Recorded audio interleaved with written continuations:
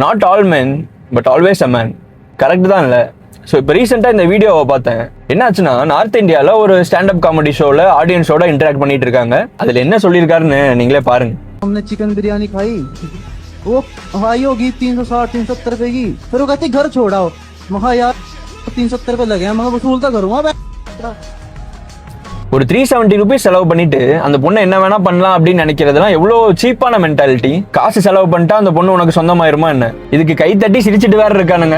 அவன் காசை பத்திலாம் கவலைப்படாம பிடிச்ச பொண்ணுக்கு எல்லாமே பண்ணணும்னு லட்சமா செலவு பண்ணி அந்த பொண்ணுக்கு என்ன பிடிக்கும் என்ன பிடிக்காது, அவளுக்கு என்ன வேணும் என்ன வேணான்னு எல்லாம் தெரிஞ்சுட்டு பிடிச்ச இடத்துக்கு கூட்டு போய் பிடிச்சதை வாங்கி கொடுத்து அவ ஃபேவரட் டிஷ் என்ன, அவ என்ன சாப்பிடுவா என்ன சாப்பிட மாட்டா, கோவமா இருந்தா என்ன சாப்பிடுவா, சோகமா இருந்தா என்ன சாப்பிடுவா, இல்ல அவ சைக்கிள் ஆரம்பிக்கும் போதெல்லாம் என்னென்ன ஃபுட்ஸ் எல்லாம் சாப்பிடுவான்னு எல்லாத்தையும் தெரிஞ்சுட்டு அவனுக்கு எதுவுமே இல்லைனாலும் அந்த பொண்ணுக்கு கொடுக்காம விட்டுறக்கூடாதுன்ட்டு எல்லாத்தையும் பார்த்து செஞ்ச வாட்டி கூட அந்த பொண்ணு விட்டுட்டு போயிடும்.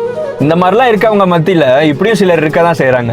So ya ladies, not all men but always a man. So choose your man wisely.